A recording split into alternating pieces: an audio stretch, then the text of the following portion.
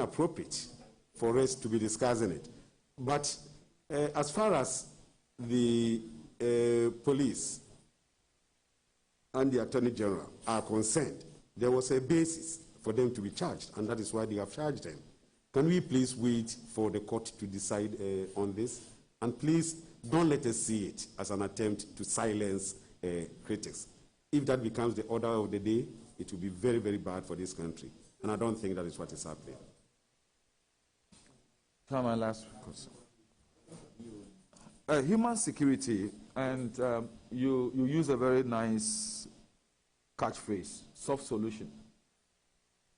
Poverty eradication, lack of social infrastructure, and as you mentioned, unemployment have become some of the attributable social problems that lead to national security abuses and possibly domestic terrorism.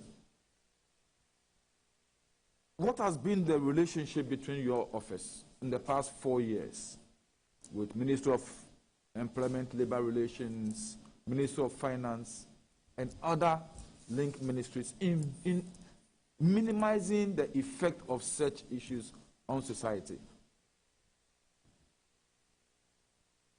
We've done quite some work, and we've gotten to the point where we think we're going to get the necessary budgetary allocation to be able to put some of these ideas into practice. It's a very, very important part of the solution, providing these soft options in those areas where people are likely to be radicalized.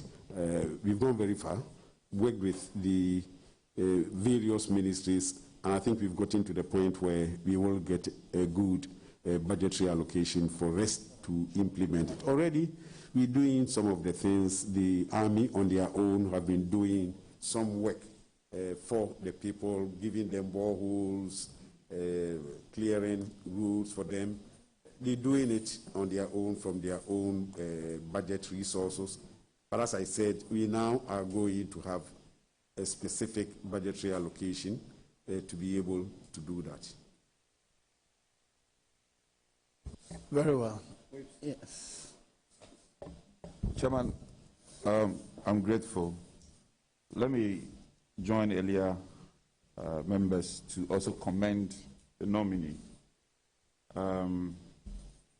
My interest to start with has to do with sub-regional security concerns and then border disputes. The existence of the Ghana Boundary Commission, which the nominee knows its mandate fully described, has some relationship or should have a relationship with your outfit. Would the nominee be kind enough to apprise this committee for the past 4 years or thereabout, what has been the relationship and what do you think should be improved upon? Thank you. The Ghana Boundary Commission has only just been reconstituted formally, and we've only just appointed a Director General. So work has actually only just started. But within the very short period, they have done quite some interesting assignments. They've recently come from the Ghana-Togo border. Next week, they're going to do some work on the Ghana-Ivory Coast border. We have borders, we share borders with these countries, and it is important that both countries are aware of exactly where the borders are. That has not always been the case, because we have people living close to the border, say in Cote d'Ivoire, who believe the border should rather be further into Ghana and vice versa. It's created a whole lot of confusion. There's a place called Dollar Power up north, which, as we speak, has engaged in some border disputes with Cote d'Ivoire in a manner that can be frightening. So we do have a lot of confidence in the Ghana Boundary Commission, and yes, we have absorbed them into the National Security Ministry to give them the push that they need to establish themselves. Chairman, I feel proud as a Ghanaian following the success we chalked as a country relative the ITLOS case. What has been the lessons over the years? And in the face of possible threats that are lingering, what should be our posture as a country going forward? We have stated it, that don't let the problem come before we try to solve it. Let us go in there, let us find where the boundary should be, let us agree among ourselves so that the problems don't even arise in the first place. If there is, say, an oil find here, it should be clear to both sides that it's either in Ghana or in Cote d'Ivoire or in Togo or in wherever else, waiting for the problem to come. The problem comes when there is, say, a major discovery. And then this country will say, no, it's for me. This one says, yes, it's for me. We find in somewhere around Bole that there is significant gold find there. Today, the Ivorians say it is for them. Ghanaians say it is for us. We need to be able to avoid this. So let us establish the correct boundaries before such problems arise. Honorable Nominee, would you be kind enough to tell this committee the extent or level of coordination among sub-regional security ministers and what has been the strategy, and going forward, what do you envisage to do better? I think I commented on that earlier. I said that the president found that in the Sahel area, they did have an association. They were working together to fight the terrorists. If you come to the Lake Chad area, they also have a similar association, Nigeria, Cameroon, and they are also working to protect their countries. Left out in all these were the countries around Burkina Faso, notably Benin, Burkina Faso itself, Togo, Cote d'Ivoire, and Ghana. The president then decided that let us also, in this sub-region, and these countries that I've mentioned, let's also come together and let's see how we can work closely with each other to fight the terrorists if they do come and attack us. The president said, we are an English-speaking country. We are surrounded with French-speaking countries. The way the French military operates, and therefore the French-speaking countries, the way their soldiers operate, is different from the way the Ghana, as an English-speaking country, our soldiers operate. If we are going to be able to help each other in the event of an attack from outside, our soldiers must know how to fight with soldiers from the neighboring countries. Today, we engage in joint operations for them to know each other. Again, Honorable Chairman, there was a time that, say, the intelligence head of Ghana will not know the name of the intelligence head in Cote d'Ivoire, will not know the name of the intelligence head in Togo and in the other neighboring countries. In the midst of transnational crimes, that was a very serious position, because we need to be able to get our neighbors to help us in fighting some of these crimes.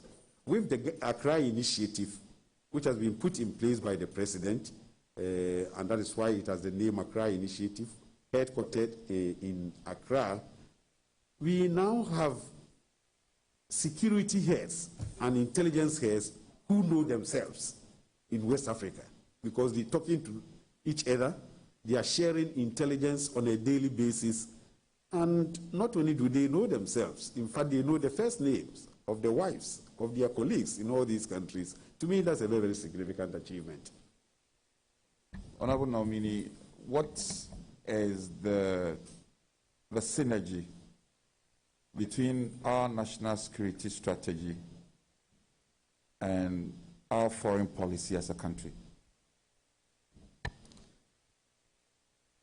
We we try to make sure that there is a proper synergy at all times.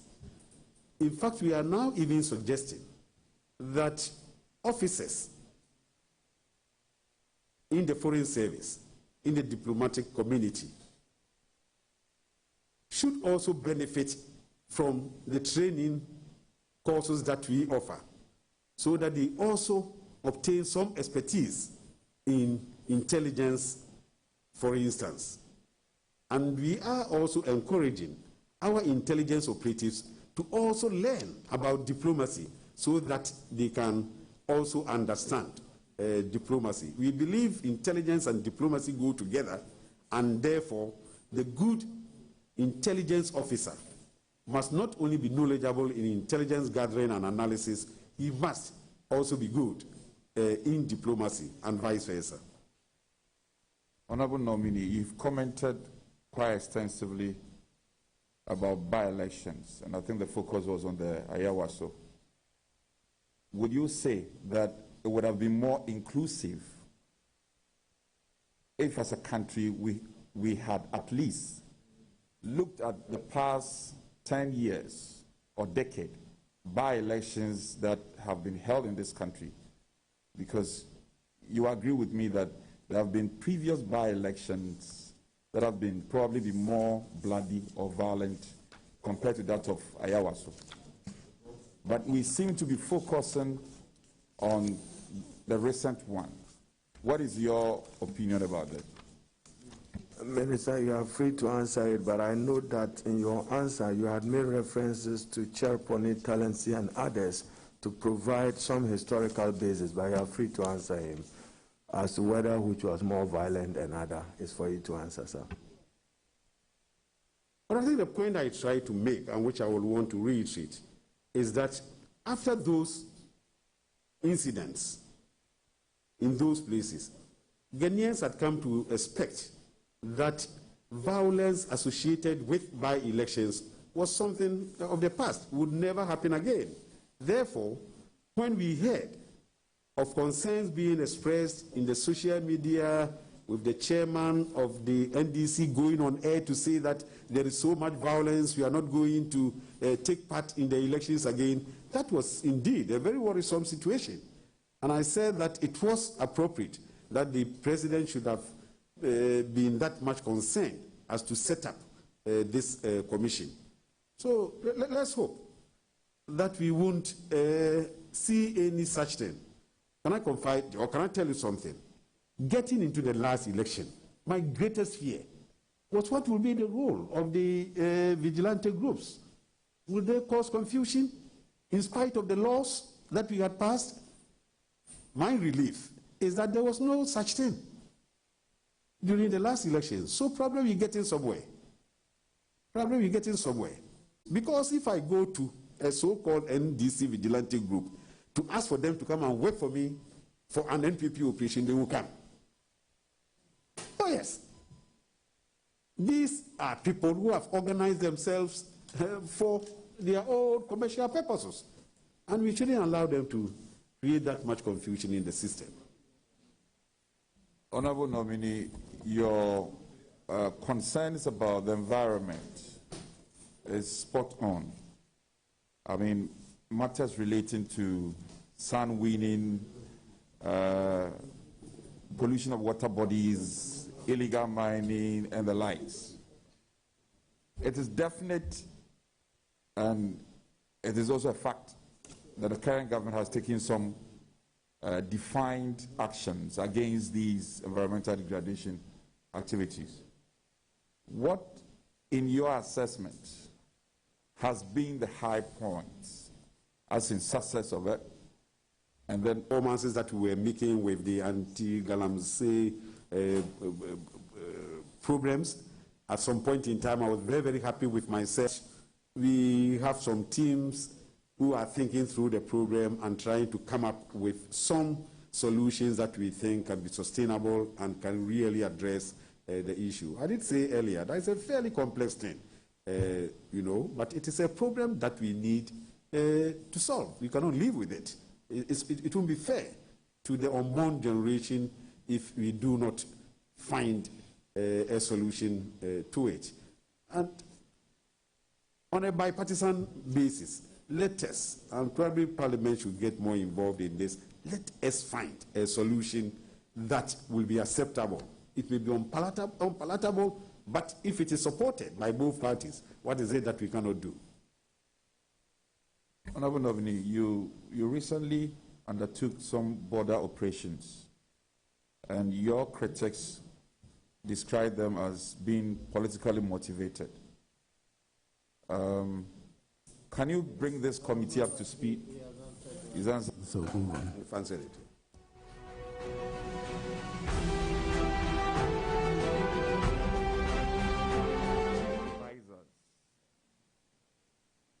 Efforts that have been made regarding institutional reform in the context of security. Yes, we've done quite a lot, and as I said earlier, it's the pride we will want to share with the parliamentary committee. We have the new national security strategy. We have the national framework for the prevention and countering of violent extremism and terrorism. We have many laws, such as a new law for the Bureau of National Communications. We now have a new act for it. We have changed completely the focus of the former Bureau of National Investigations. Today they are called the National Intelligence Bureau, and their focus is solely on getting intelligence for us. And not only on getting intelligence, bringing intelligence, we now do have in place an excellent team of analysts. Because, Honorable Chairman, raw intelligence in the hands of policymakers like me can be dangerous. When the intelligence is gathered, you need real experts to try to put meaning to that intelligence. Something that I think we lacked in the past, but today we do have professionals who work on a 24-hour basis to try to get us the right interpretation that we should put to all the intelligence that we have gathered. Honorable Chairman, today it will be rare for somebody to hear that he's been arrested by the BNI and locked up, unless it's related to something like, say, coup d'etat sort of thing. Otherwise, they can take us into the future. As we say, that at the end of the government of Nana Akufo-Addo, let us be able to count as one of our legacies the security situation that we will live. And we're working very hard on that. Thank you. Honorable Nominee, you confirm our national security strategy. I think I only say that aware, or I should say, may be aware of the existence of Act 1040, which was passed by Parliament, establishing the Bureau of Signal Intelligence Agency. New name that we've given to it, exists to provide us with the necessary technological support to do the work that we have been doing. These days, they are not very much to cyber security, but there are many other from the cyber security experts from the Ministry of Communication, the work together. Going forward, query him and say, hey, Madam, I employed you. Is based on what we call we call the Commonwealth system. And you cannot do it any differently than they do in these countries that follow that public financial management system. In all these countries, the report must go to Parliament for them to accept. And it is said, and I certify it by Parliament. It comes to Parliament, we give it to the Public Accounts Committee to review it, and when they are satisfied, they say that, yes, Auditor General, go ahead, and with your disallowance and your... He does it with Parliament approval. So, Your Honorable Chairman, reconcile this with the democratic society in which we live. That he comes, he punishes you, you are forced to comply with the punishment before you can appeal. One person. And this same person is telling you that the independence that is guaranteed him is personal, such that even the board of the audit service can have no control over him.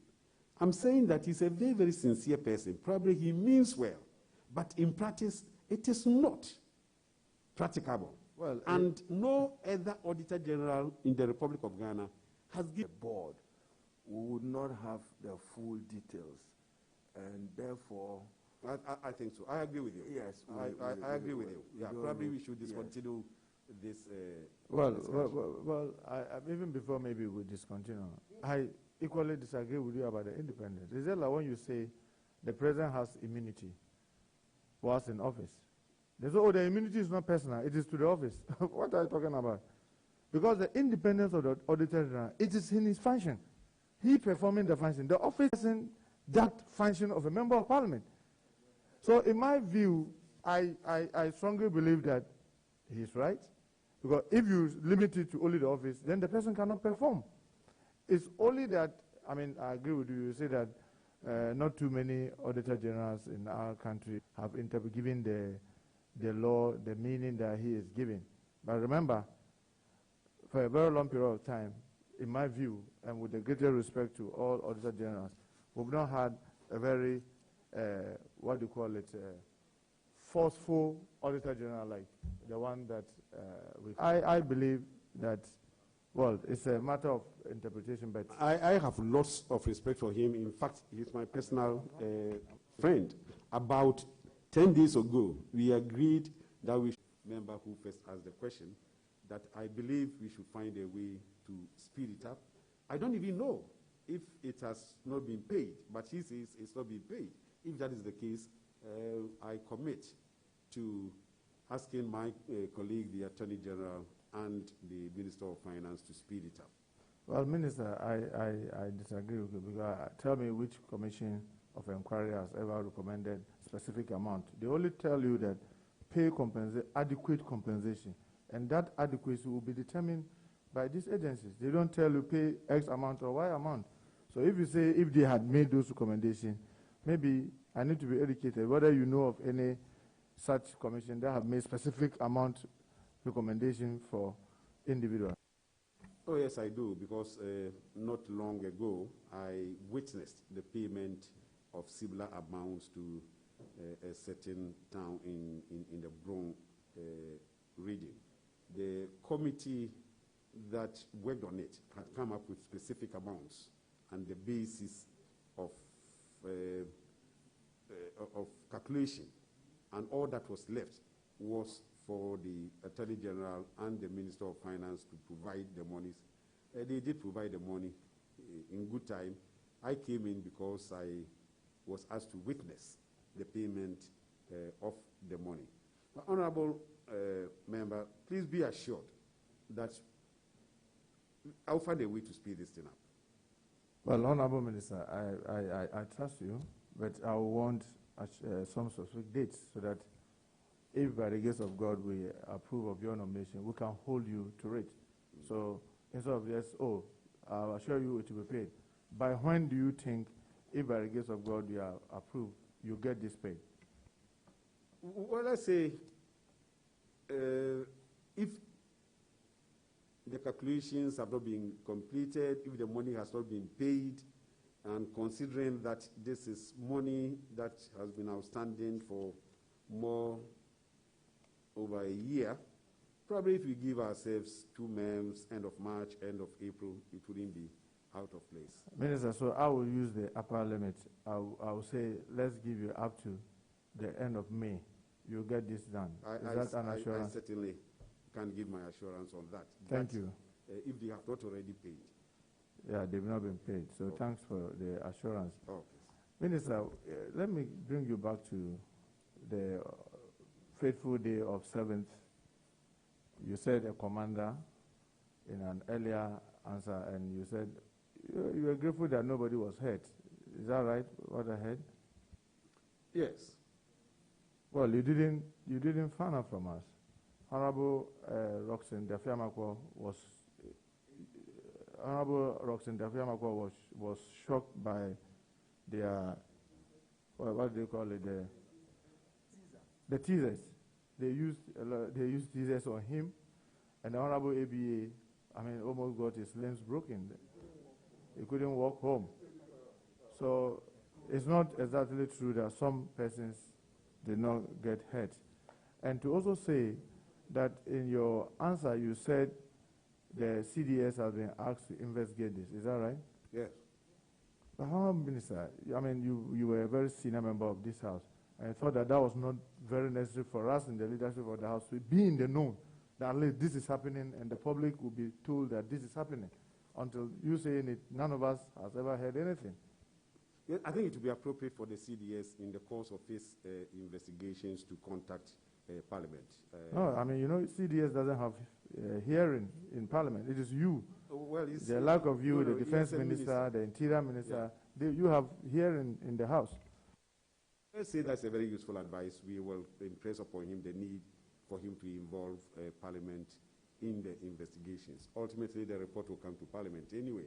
So it's in everybody's interest. Chairman, with your indulgence, Minister, if the report is coming to Parliament, we'll be respecting your command structures and unity of command. And the CDS does not walk to Parliament, even with the report, apprise Parliament of whatever findings and whatever consequential decisions you will be taking thereon.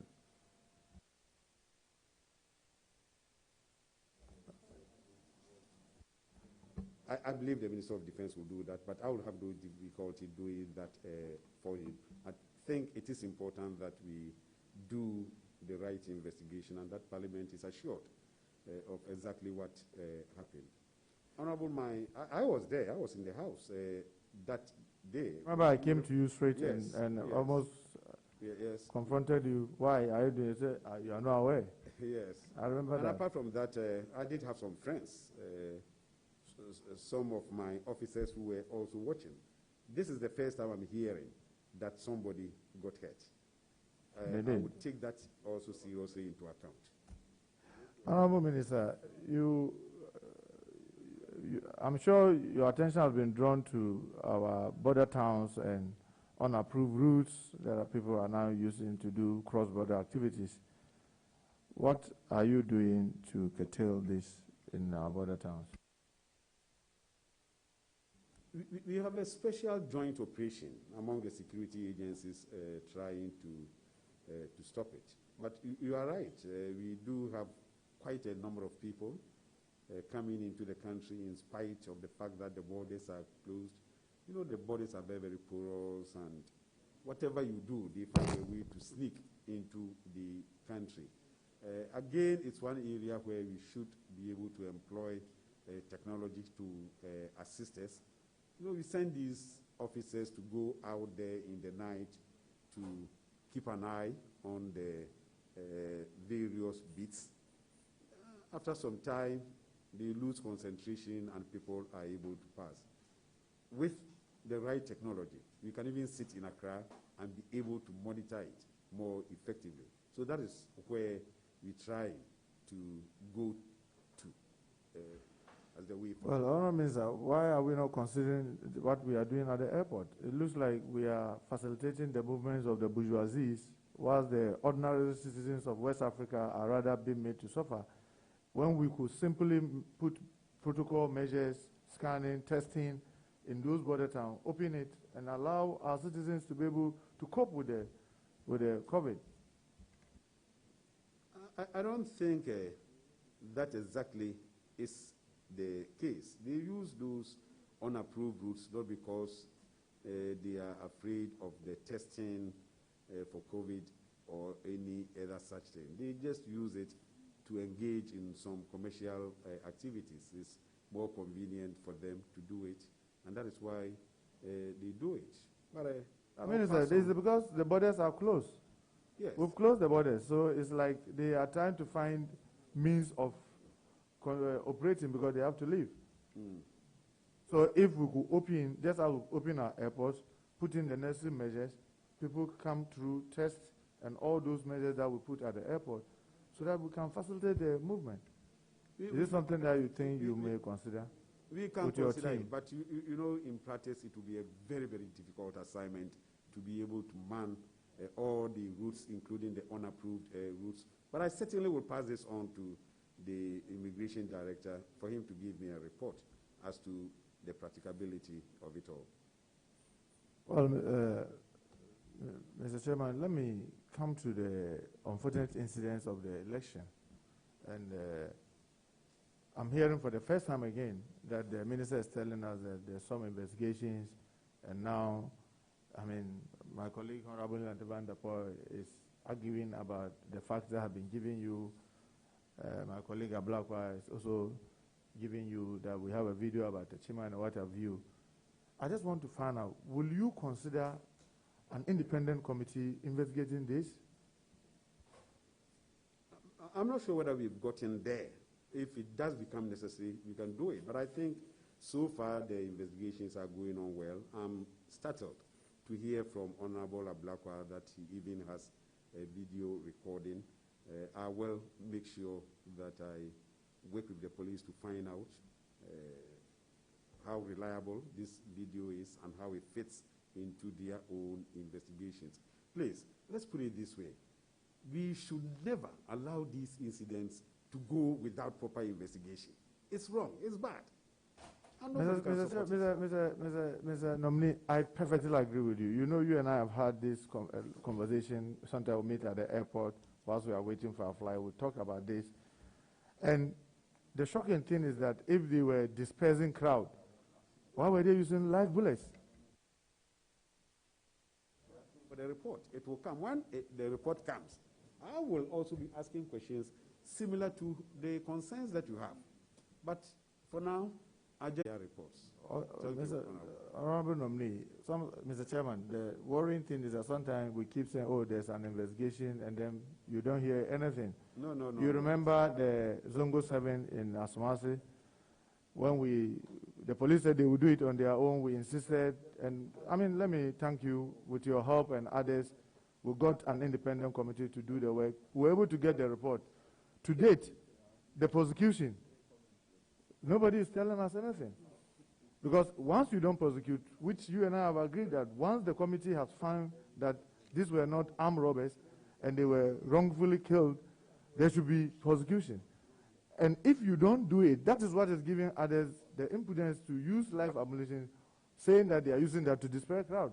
Don't you think that, for example, these kind of infractions, we as people must take it super serious and not just allow it to be investigated forever?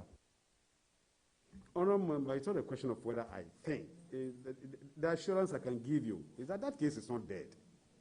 It won't be allowed to die just like that. Okay, let me just call it a high-profile case. It's one of the high-profile cases that we have. We will get to the bottom of it. Well, maybe let me take the opportunity to just ask whether you are aware where the prosecution of the police officers who were involved in the Zongo 7 since July 2018. We are almost getting to 3 years. Whether you have any idea where the investigation, the prosecution has gotten to?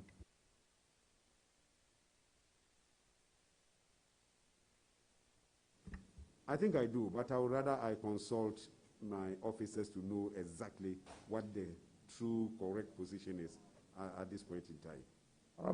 Earlier you said that when it, with regards to the Ablekuma Central, the shooting incidents, some persons have been arrested and they are in remand. Is that right? Well, is that what you said?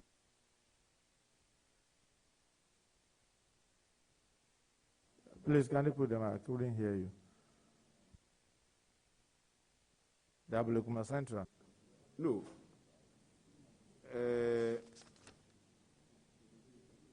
It's rather Ododudo. So you say you are sure they are in remand? 5 suspects were arrested.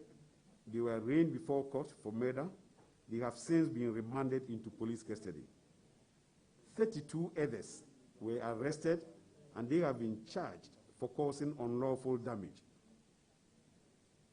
Investigations are still ongoing. I suppose they are on bail, but the investigations are still ongoing. But out of the Ablekuma Central, you don't have an update on that?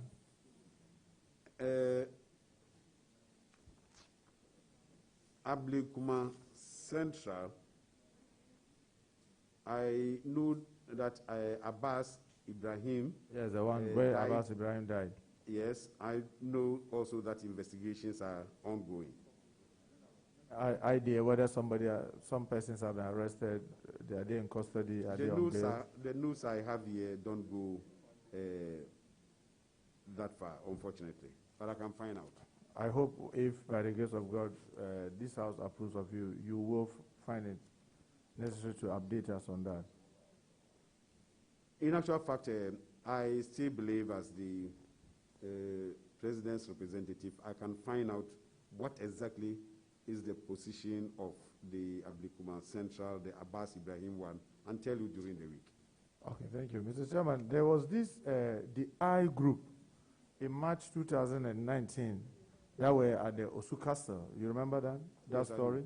Yes. Where are they now? So like other so-called groups, they were all disbanded and made illegal under the Vigilante law. But you know that under the Vigilante and Related Offences Act, they were not even mentioned. Their name was not added there.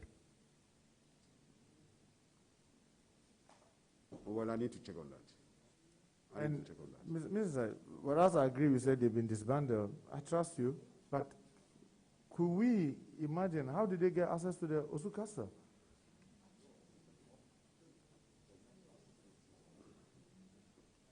Because you know the Osu Castle was the seat of government, and we still have some ministries there. How did this group got the access to that? I wouldn't say I don't know how they did it. I've not studied that file for a long time. I may probably not give you the correct details. I will, but I don't comment on it. I've not read that file for a long time, but I do know about that case. Is it one that you'll be gracious to update me on? Yeah. When I update myself, I will talk to you about it. Mr. Chairman, my last question. The journalist Ejafo Abugiri, who was arrested and tortured, according to him, 2 years down the line, nothing has happened. His laptop is still with the, is it then BNI? 2 of his mobile phones and his laptops are still with them. I remember very well when this incident came, the then Information Minister, Kojo Oppong Nkrumah, made a pledge to all of us that this matter will never be allowed to die. It will be investigated and the public will be accordingly updated. 2 years, Mr. Minister, do you have any update on this? I don't, but I should have no difficulty getting an update within the next few hours tomorrow also. I can get an update. Thank you very much, Mr. Chairman.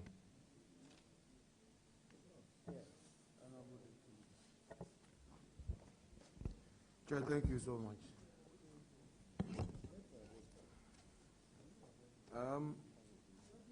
Honorable Kandapa,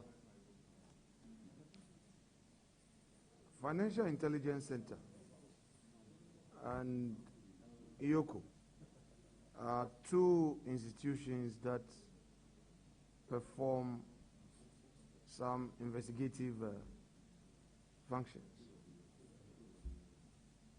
But if you look at FIC, it's under the Ministry of Finance. And IOCO is also under the AG. But if you look at their functions, their work comes squarely under you. It's no fault of yours, but would you consider taking steps to get them properly aligned. I raised this matter in 2015, and nothing happened. Would you consider? Honorable Chairman, we did consider this issue when we were coming up with the new act, but again, it was also recognized that it could be seen as an attempt by the Minister of National Security to build an empire. We need to talk and have comprehensive discussions with the Attorney General in the case of IOCO and with the Minister of Finance with regard to the FIC. We had not done that, and at Akosombo, where we were trying to finalize the document, we felt that let's leave it hanging for now. At an appropriate time, we can revisit. But probably, yes, they may be better off if they were to come under the purview of the Ministry of National Security. And, Honorable, again, somewhere 2016, when the President Mahama appeared before Parliament, State of the Nation address, he considered that poor supervision at Bank of Ghana had led to people losing their investments. Eventually, 2017, 2018, we saw a full, situation where Ghanaians were losing investment because some of these companies they had invested their monies were nowhere to be found and all that. Without you telling me, I know that this became a national security threat because people, especially retirees, had their funds there and they could not get them back. Billions were paid out. Otherwise could have been used to construct our roads, improve on infrastructure in our health system and all that. In view of what happened, the cost to the nation in terms of the amount that could have been used to improve on livelihood, and those who even lost their lives thinking that they would never even get their monies back. What steps will you take to ensure that those who set up financial institutions and investment houses are properly investigated, their background checks properly done, so that such a situation as we find ourselves does not occur? Honorable Chairman, the problem is not so much as to the lack of laws and regulations to ensure that the correct things are done with such schemes. The regulations are there, the laws are there. It is just that public institutions do not ensure that they are complied with. Then we find ourselves in the kind of situation that we did. Going forward, I think we should insist that these supervisory agencies and regulatory agencies do the work that they are supposed to do. And when they don't do it, we must find a mechanism to hold them accountable and responsible and be asked to pay for it. One single indecision by a public officer can cause a lot of damage to so many people and to our economy.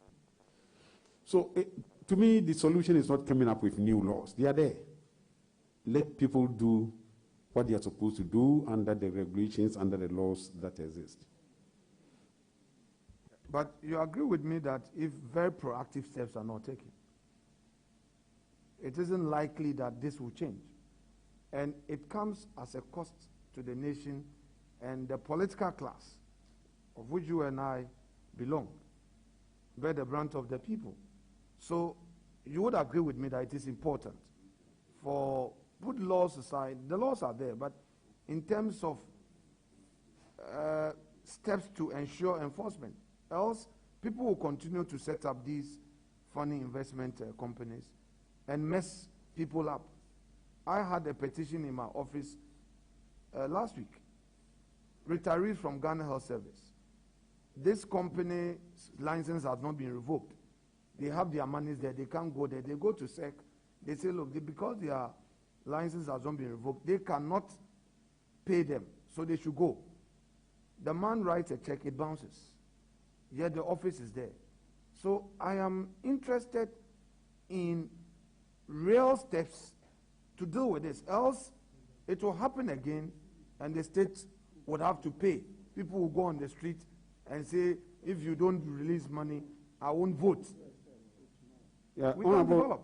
Yeah, Honorable Chairman, I totally agree with you, and I think the banking sector reforms that is going on should ensure that people who did not do what they were supposed to do should also be punished. That puts the fear of God in people handling similar issues in future. But yes, you call it some proactive measures to ensure that people do what they do. I agree with you 100%. Finally,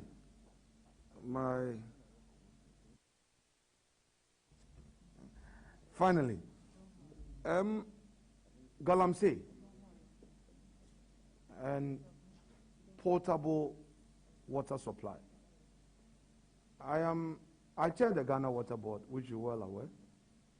And you, no, I am still, please, we are not one of those affected by, yes, we are not. Oh, no, I'm not a caretaker either. Mr. Chair, I am clear on my mind regarding the law that governs Ghana Water. No, we are not one of those. You get it. Mr. Minister Designate, you would agree with me that if this Galamsey issue is not dealt with properly, our water bodies will be gone. What are you putting in place to ensure, from the angle of national security, to ensure that our water bodies don't continue to suffer at the hands of people who engage in illegal mining?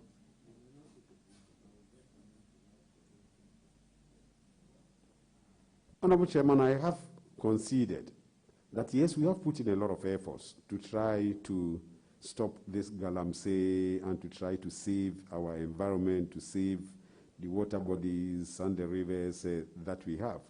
That we have not been met with so much success. And still, we need to be able to go ahead and find practical solutions to it, which assignment I believe is ongoing. And I expect that at the end of it, we will find some practical solutions that can stop this. You know, the catch is this. We owe the future generation, the unborn ones, we owe them a duty, we owe them a responsibility.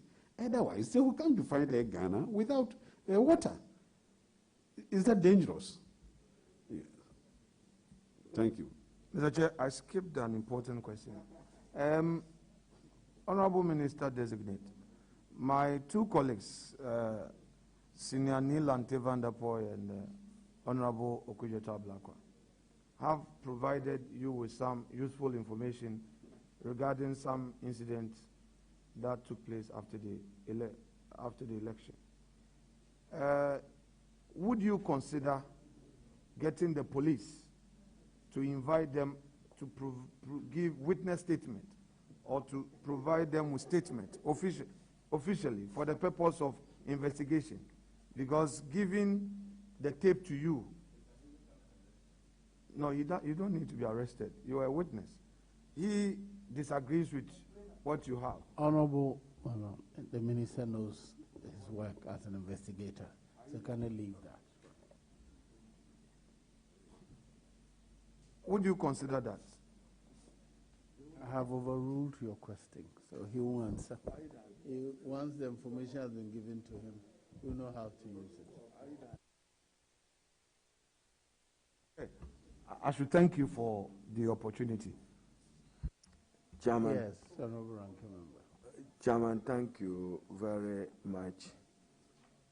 I have no doubt in my mind what the capabilities of Honorable Kandapa is and can be.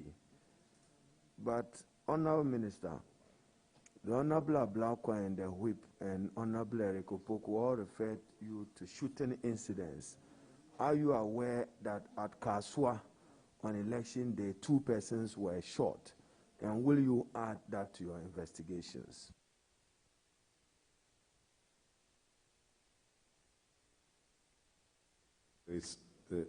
I'll do that.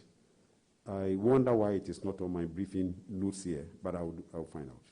Thank you, Minister. In your answer, you were reassuring of our collective quest to seek the ends of justice. But I saw you repeatedly use investigated, investigated. Investigated is not an end in itself.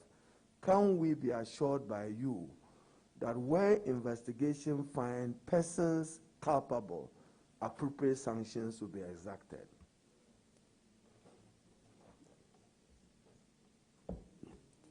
I think one of the greatest challenges, one of the unfortunate things we have in this country is the fear of sanctions. We always shy away from sanctioning people who clearly should be sanctioned. So I believe in sanctions. I believe our system is built in such a way that when people go out of the normal way and commit crimes, they need to be sanctioned. That people repeat these crimes because they know about people who did it and were not sanctioned. Sanctions should become very much part of our system. I support it 100%. Chairman, not holding this, beyond the killing of Ahmed Swaleh, we've had journalists who have, in their own way, contributed to our democracy and to its social and economic development, like Manasseh Azure and co. complain. Have you engaged the media fraternity to appreciate what their fears are? Because once freedom of expression gets attacked, the frailty of our democracy will become quite eminent. We do a lot of things, you know, and I can't be specific, but, you know, for most of these journalists who come to us to tell us about the threats on their lives and so on, we do provide very, very effective solutions for them, and most of them are happy with it. They wouldn't let you know, but we do have very good relationship with most of them whose lives are threatened. I appreciate that. Chairman, with respect, I'm holding a copy of the white paper on the report of the Commission of Inquiry into the Ayawasu West Wagon event. And I'm particularly interested in section 6.3 on individual liabilities. And just want to quote a particular paragraph, and I do so because in that instant, a colleague of ours, Mr. Samuel Nate George, was slapped. But hear what the Commission of Inquiry said in its finding. So I read it, Chairman. I think that the government does not accept the Commission's recommendation that Mohammed Suleimana must be prosecuted for the offense of assault, to wit the slapping of the Honorable Member of Parliament, Mr. Samuel Nate George, on the basis that the Commission at paragraphs 6.1 and 6.2 on page 55 of the report accepted the facts which led to the said assault on the Honorable Member of Parliament, Mr. Samuel Nate George, which facts, and this are my emphasis, support a valid defense of provocation. In any case, defense is not and has never been, and I've read the succinct ruling of Henrietta Mensah Bonsu on this matter, when you say that provocation becomes a defense to assault. Now, I'm raising this not just because of the fact that it's legally untenable, but you see, we don't want to promote a culture where might is right. Probably when Sule slapped Honorable Sam George was very capable of slapping back. But you see, you don't want a jungle society. Give us an assurance that the rule of law will be respected in its all functionality. And all governments. Honorable Member, I think I have commented enough on the report and also the white paper. I believe people will continue to have different views, different interpretations, and I think that should be regarded as normal. So if you have a different interpretation, this is what the white paper did say after careful analysis by the government. So it's within my view to say that the white paper was legally misleading. But what I'm interested in is a very important statement you made. 2020, we all together were desirous of fighting vigilantism, instituted a vigilantism law. You didn't find vigilantes undermining the peace. You had state actors of soldiers and police. Give us an assurance that that will never happen. And who do we hold responsible? You see, with vigilantism, it's citizen to citizen. But when you have state functionaries unleash fear resulting in death, that can be more worrying, and that is our concern. Honorable, I totally disagree. All these issues are the subject of an investigation. The investigation is not finished, and we are drawing conclusions. I think we need to be fair to the security agencies. Let them finish with their investigation. The two of us, and indeed this honorable house, I leave it there, and I look forward to the findings of your investigation. Now, you know that Dagbang means a lot to me and you and the people of Dagbang, and you know that as much as you take credit rightly for some of the interventions, Yana Abukari is still unhappy that in many instances he's been let down by the state in enforcing even the ruling of the Supreme Court in matters relating to Nantong and Karga, which itself can debase the success President Nana Addo have done. What steps are you taking to assure him? You don't want to have a situation where you have a minority leader appoint ministers for a president or a DCA. His mandate and authority is sometimes questioned. And he is, and I say this because if you read Professor Kumodo's succinct note, and by far the most brilliant commentary on the Re-Yendi affair, what assurance are you given? I'm not saying you should give all that in the open. Dagbang, Nantong is even recently, I'm told that you were in Patanga with my colleague, the MP for Gushegu area, because of the threat that arose. And he would tell you, even while the late chief was alive, every other time there were attempts at life. What will you do about Bimbila? It's outstanding. Major chieftaincy dispute. There's a Supreme Court ruling on it just like Dagbang. And I think that beyond Dagbang, you should be looking at Nanong as they call it. Thank you. Honorable Chairman, the honorable leader has always had extensive discussions with me on some of these chieftaincy matters, and especially on the Dagbang issue. I'm sure he will agree that it will be inappropriate. The same situation between Kintampo, Tamale, Techima. What are you doing to safeguard lives on those roads and other areas with the increased threats to personal safety on those roads? We're doing a lot. I think about a week ago, probably 10 days ago, I did have a meeting with leaders of the group that you referred to. We had very, very useful discussions. We really need to be careful and don't generalize issues. It used to be the perception that if you were a terrorist, then you belong to this. Highway robberies, for instance, that we are seeing, the people of our country and are doing that. All these things are the subject of investigations and analysis by my people. I will hesitate to comment on them openly. So, Honorable Chairman, I will that I don't make comments on this delicate issue. I'm sure the chairman is tolerant of that. And chairman, with your indulgence, threats to our national security beyond cyber may be matters relating to foreign influence activity and terrorism, or matters relating to illegal immigration.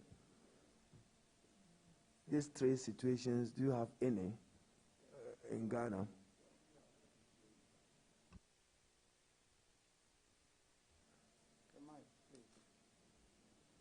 Chairman says you should respond with your mic. Minister. Yeah, I think right observation, we agree, we are aware, we're working on them. Age. I want you to talk. But, Minister, just to come to your defense and the honorable action by your government, which decision occasioned a resolution with named contractors from China. Subsequently, there has been changes, which changes is what we needed to appreciate. But I'll come to your defense because beyond the National Alpha Project, you had the security intelligence, which was done by ZTE and Huawei, and we needed, as you've rightly done, to build synergies and harmony, because for them, I don't want to call the foreign country, they play industry players. So fair to the minister, I think that if it will occasion cost saving, he can only be erring on the side of caution. What would encourage is for collaboration between you and the Ministry of Road and appropriate information to Parliament that this is how you are handling it for the good of the Ghanaian people and sharing the details thereon. Chairman, in terms of the personality Kandapa, we have exacted what we have done. Political accountability. This is the day of your accountability to the Ghanaian people as Minister for National Security. But in terms of relying on your word, I can, and I can rely on your word. And just to encourage you that don't be consumed by partisan politics in that high office. You've never been, but don't let it allow your judgment in those matters, because the security of the state, as you rightly captured it, when I became Minister for Employment, I was forced to declare that unemployment be noted as a national security crisis. There were those who were not particularly happy with me because they didn't